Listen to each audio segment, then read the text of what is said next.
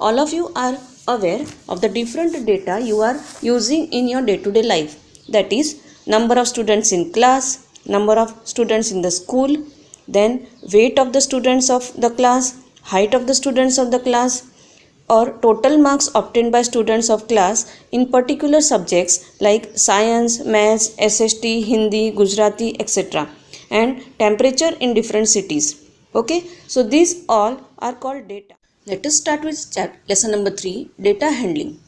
Now, data is a collection of numbers gathered to give some information. There are two types of data. Okay, primary data and secondary data.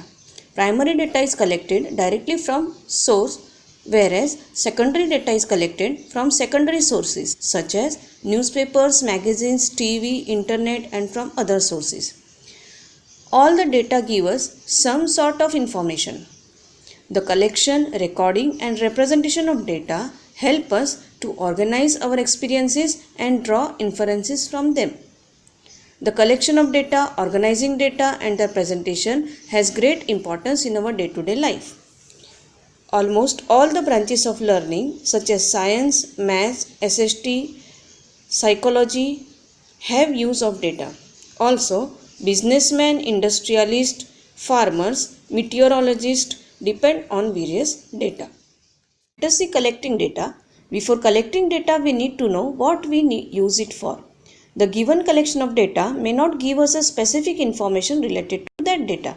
So we need to collect data keeping in mind that specific information. So we should get the specific information from what data we have collected. Now, organization of data. When we collect data, we have to record and organize it. Example, a teacher writes the marks obtained by students of class 7 in maths out of 100 as.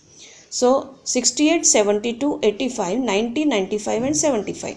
So, what we can see, it is not clear which marks are of which student.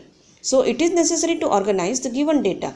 So, it is arranged in the form of table.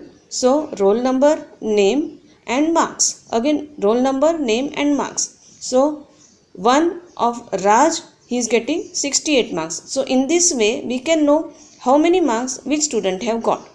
Now, representative values. We are aware of the term average in our day-to-day life. The average age of students of my class is 12 years. The average temperature of Surat in last week was 45 degrees C. What does it mean? That each student in the class is not 12 years, but the average age is 12 years. Okay. So, average is a number that represents or shows the central tendency of a group of observations or data. Let us see about arithmetic mean. It is the most common representative value of a group of data. So, arithmetic mean equal to sum of all observations upon number of observations. Example, Mohan scored the following number of runs in 6 innings. 45, 50, 65, 75, 55 and 70. Calculate the mean runs scored by Mohan in an inning.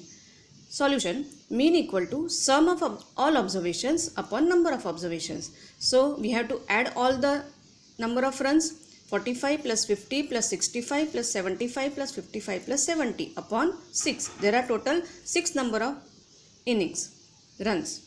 So, is equal to 360 upon 6 equal to 60 runs. Thus, the mean runs scored by Mohan in an inning are 60 runs. Let us see about range. The difference between the highest and lowest observation gives us an idea of spread of observations. So, by collecting the lowest and highest observation, we get the range of observation. So, what is meaning of range? Range means highest observation minus lowest observation. Example, the weight of 5 students in a class is 30 kg, 45 kg, 50 kg, 25 kg and 35 kg. So, maximum weight is 50 kg, minimum weight is 25 kg. So, range is equal to highest observation minus lowest observation. Highest observation is 50 kg, lowest observation is 25 kg. So, range equal to 50 minus 25. So, range is equal to 25 kg.